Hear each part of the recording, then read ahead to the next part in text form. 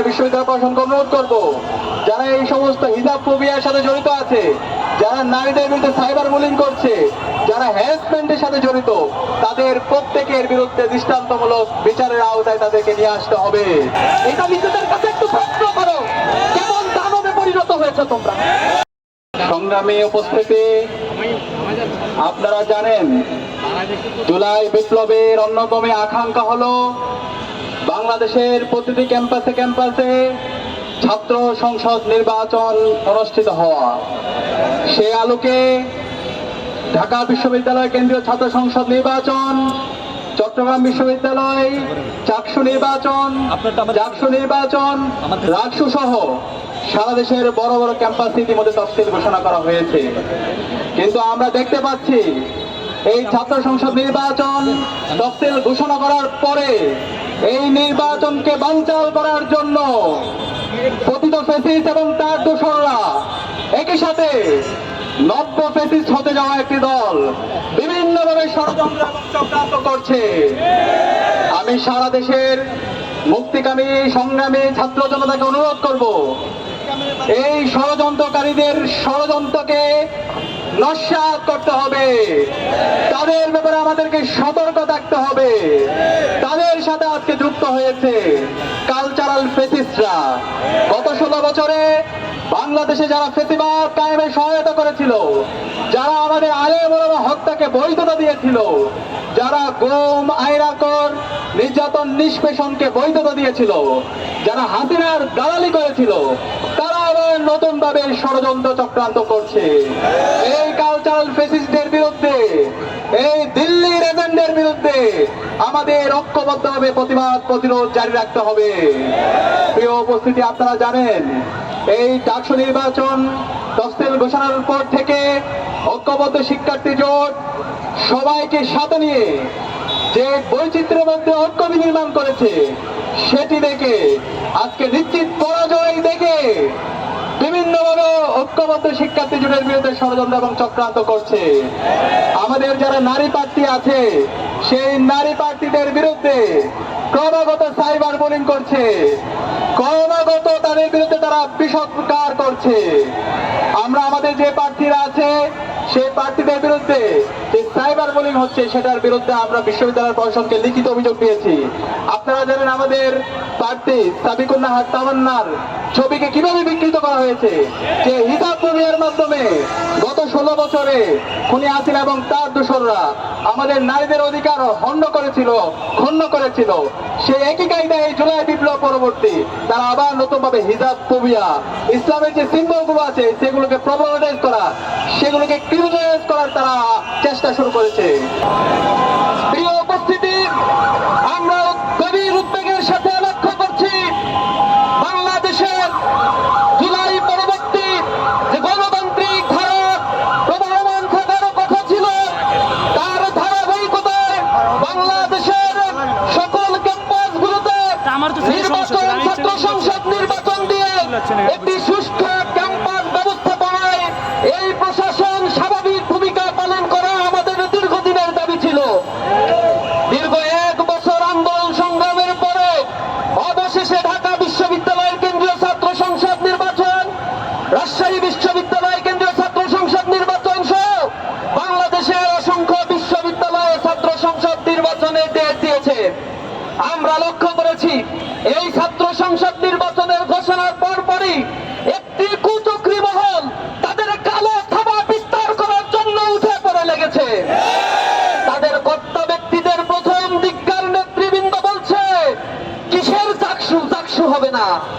রাজশাহী বিশ্ববিদ্যালয়ে যখন মনোনয়ন পত্র বিতরণ করা হচ্ছে, গায়ের জোরে, আমি জানতে চাই কার জোরে সে ছাত্রদের স্বাভাবিক প্রক্রিয়াকে বাধাগ্রস্ত করে, সে শিক্ষকদের হেনস্থা করে। একটা বিশ্ববিদ্যালয়ের ছাত্র দলের সভাপতি, তার কিভাবে দুঃসাহস হয় সে সেখানে দাঁড়িয়ে ছাত্রদের সামনে, শিক্ষকদের সামনে টেবিল উঁচু করে, টেবিল ভাঙচুর করে, চেয়ার ভাঙচুর করে। এখনো পর্যন্ত বিশ্ববিদ্যালয় প্রশাসন নির্লিপ্ত। টোটাল বিশ্ববিদ্যালয় প্রশাসন এই ছাত্র দলকে ব্যাকআপ দিচ্ছে। প্রত্যেকটি বিশ্ববিদ্যালয়ের প্রশাসন তাদের কথায় চলছে। রাজশাহী বিশ্ববিদ্যালয়ে ডাকসুই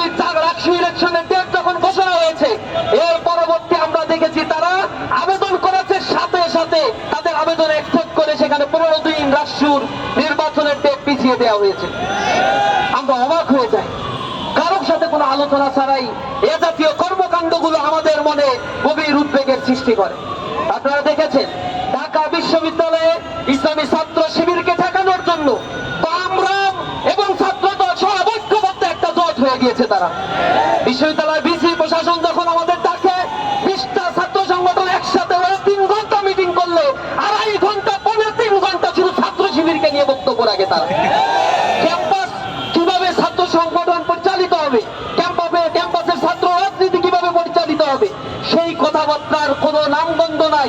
সারাক্ষণ বুলিং, ট্যাগিং, হ্যারাসমেন্ট আর আদারিং এর সেই কুচক্রী রাজনীতি, সেই ফ্যাসিবাদের রাজনীতি পুনরুদ্ধারের জন্য এই একটি কুচক্রী মহল তারা উঠে পড়ে লেগেছে। হঠাৎ করে আমরা আবার দেখলাম ঢাকা বিশ্ববিদ্যালয়ের ছাত্র সংসদের ইসলামী ছাত্র শিবিরের জিএস প্রার্থী, তার প্রার্থীরা বৈধতা নিয়ে রিট করা হয়েছে। রিট করা হলো একটা ইস্যু নিয়ে, আর রিট করার সেখানে আদেশ দেওয়া হলো ডাকসু ইলেকশনকে পিছিয়ে দিতে হবে। কি কারণে, কার ইশারায় এই কাজটা করা হয়েছে? আমরা মনে করছি লন্ডনের ইশারায় এই জাতীয় কার্যক্রম পরিচালিত হয়েছে। যেহেতু ঢাকা বিশ্ববিদ্যালয়ে এই ইলেকশন হওয়ার পেছনে নানা ধরনের ষড়যন্ত্র করে যখন তারা দেখছে আর হয় না, তখন তারা অন্য রকমের একটি চক্রান্তে মেতে উঠেছে। চেম্বার জজ যখন এটাকে স্থগিত করেছে, তারা ক্যাম্পাসে আন্দোলন করছে।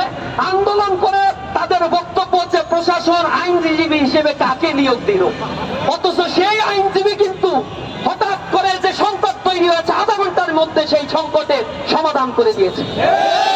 তাদের আক্ষেপ হলো কেন এটা সমাধান করা হইল, এজন্য তারা খুব আক্ষেপ করছে, মুখ শুকিয়ে গেছে। তাদের চক্রান্ত যে বাস্তবায়ন হয় নাই, এজন্য হাতে ঘা লেগেছে, কষ্ট পেয়েছে তারা। আমরা দীপ্তবন্তে বলে দিতে চাই, ডাকসু ইলেকশন সাধারণ ছাত্রদের বাস্তবায়নের বিষয়। এখানে সুনির্দিষ্ট কোন গোষ্ঠীর পারপাস ত্যাগ করার জন্য ডাকসু, রাকসু, চাকসু পাঞ্চালের চক্রান্ত কেউ যদি করে, ছাত্র সমাজ তা প্রতিরোধ করবে ইনশাআল্লাহ। ছাত্রীদের শ্লীলতাহানি করা হচ্ছে, হেনস্থা করা হচ্ছে। আমরা অবাক হয়ে যাই। এই যে ছাত্রী, ঢাকা বিশ্ববিদ্যালয় এতদিন বলতো ঢাকা বিশ্ববিদ্যালয়ে ছাত্র শিবির ছাত্রীদের প্রমোট করেন, যখন ডাকসু ইলেকশনে প্যানেল দিল, ডাকসু ইলেকশনে প্যানেল দিল, তাদের ছবিগুলোকে বিকৃত করলো তারা। এরপরে ইসলামী ছাত্র শিবির কোনো প্রতিক্রিয়া জানায় নাই, শুধু লিখিত অভিযোগ দায়ের করেছে। দ্বিতীয় পর্যায়ে যখন দেখে আমাদের উত্তপ্ত করতে পারছে না, তখন এই ইলেকশন নিয়ে আমাদের প্রার্থী মেয়েদেরকে নিয়ে হাজার হাজার র্যাগিং, ট্যাগিং, বুলিং, মানে হ্যারাসমেন্টের শিকার করা হচ্ছে তাদের। তাতে তাদের কোনো ধরনের মুখ থেকে কথা বের হয় না, অথচ তার নামে কি ধরনের পোস্ট দেওয়া হয়েছে তার দায় চাপিয়ে ইসলামী ছাত্র শিবিরের বিরুদ্ধে তারা আন্দোলন করছে, তারা তাদের মতো কর্মসূচি পালন করছে। একটা ছাত্র সংগঠনের যদি নিজস্ব কর্মসূচি না থাকে, আমাদেরকে বলুন, আমরা কর্মসূচি বানিয়ে দেই। কর্মসূচি নাই, সারাক্ষণ শুধু ট্যাগিং আর বুলিং আর দায় চাপানোর রাজনীতি নিয়ে এই ছাত্র সমাজ আপনাদেরকে আর পছন্দ করবে না। আমরা নারী হেনস্থাকারীর বিরুদ্ধে শাস্তির জন্য গতকাল রাতে সংবাদ সম্মেলন করে প্রশাসনের কাছে অভিযোগ দায়ের করেছি। অনতিবিলম্বে তাকে ধরতে হবে, শাস্তির আওতায় আনতে হবে। কার ইশারায় এই জাতীয় ট্যাগিং করা হয়েছে? জগন্নাথ বিশ্ববিদ্যালয়ে আমরা তাদের দলের একজন নেতাকে দেখেছি অশ্লীল ভাষায় ইসলামী ছাত্র শিবিরের প্যানেলের মেয়েদেরকে হেনস্থার শিকার করা হচ্ছে। চট্টগ্রাম বিশ্ববিদ্যালয়, সেখানে স্থানীয় সন্ত্রাসীদের উপরে, সন্ত্রাসীরা ছাত্রদের উপরে হামলা করেছে, প্রশাসন নির্লিপ্ত। আমরা অবাক ভাবে দেখছি বাংলাদেশ কৃষি বিশ্ববিদ্যালয়ের ছাত্ররা যৌক্তিক আন্দোলন করছে, সেখানে তাদের উপরে হামলা করা হচ্ছে। ক্যাম্পাসগুলো জুলাই পরবর্তী এখনো পর্যন্ত ইন্টারিম নিশ্চিত ছাত্রদের নিরাপত্তা নিশ্চিত করতে ব্যর্থ হয়েছে। আমরা লজ্জিত। আমরা ক্যাম্পাসে ছাত্রদের অধিকার ফিরে আসার জন্য ছাত্র বান্ধব কর্মসূচিতে বিশ্বাসী। আমরা বিশ্বাস করি প্রতিটা ক্যাম্পাসে যদি ছাত্র সংসদ নির্বাচন হয়ে নির্বাচিত প্রতিনিধিদের হাতে ক্ষমতা হস্তান্তর হয়, তাহলে ক্যাম্পাসে কেউ তাদের নিজস্ব এজেন্ডা বাস্তবায়ন করতে পারবে না।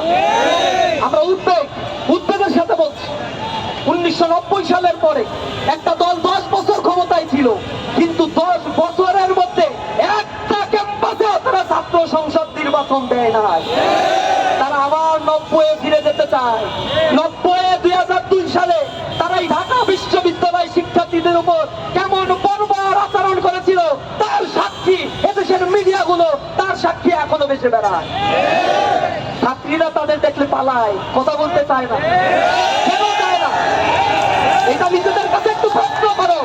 কেমন দানবে পরিণত হয়েছে তোমরা? মাদকের অভয়ারণ্যে পরিণত করেছো।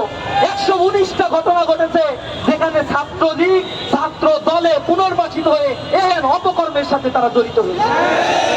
অস্ত্রবাজি, চাঁদাবাজি, ধর্ষণ, খুন, গুণ, সকল লোপাটের রাজনীতি যদি তোমরা অব্যাহত রাখো, তাহলে অপেক্ষা করো সময় কাউকে ছাড় দিয়ে কথা বলবে না ইনশাআল্লাহ। মিথ্যাচারের রাজনীতি বন্ধ করে নিজস্ব এজেন্ডা নিয়ে রাজনীতি করো। ছাত্ররা এখন সচেতন, ছাত্ররা ব্যালটের মাধ্যমে জবাব দিবে, ছাত্ররা কর্মসূচির মাধ্যমে সিদ্ধান্ত নেয় কারা আগামীর বাংলাদেশকে নিরাপদ করতে পারে। ইউএফটি ফার্স্টের সাথে ট্রেড করুন যে কোনো জায়গা থেকে। ক্যাম্পাসে ক্লাসের ফাঁকে, ঢাকার জ্যামে বসে কিংবা ঘরে বসে ট্রেডিং এখন হাতের মুঠোয়। তাই ট্রেড করুন যখন খুশি, যেখানে খুশি।